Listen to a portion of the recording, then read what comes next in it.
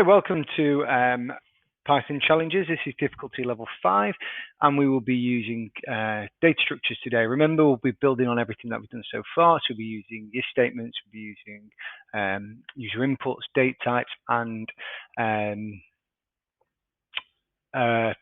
loops. Okay, remember to use the planning sheet because it'll support you throughout these tasks. One thing that you need to be using throughout a lot of these challenges now is this sort of planning sheet. You can find it on the link to the resources.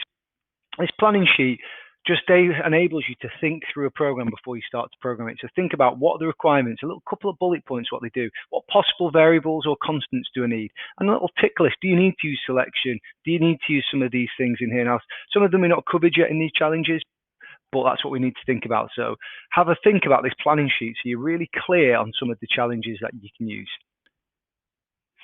Okay, so challenge 1.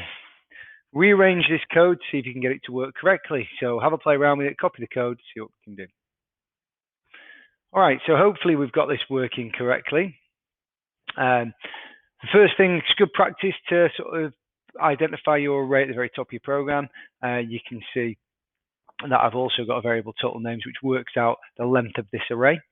And it's going to loop until the array is greater than 10. It's going to ask people to enter the names in. It's going to keep going, keep going, keep going. This line here, .append, adds names to this array. So you can see here on the example, these are the names that I've added. So then the array is greater than 10, then it will end the code. And you can see how I've printed it out. What I've done is use a for loop. So for I, which is items in the array names, and then print I. So that prints each element on its own separate line.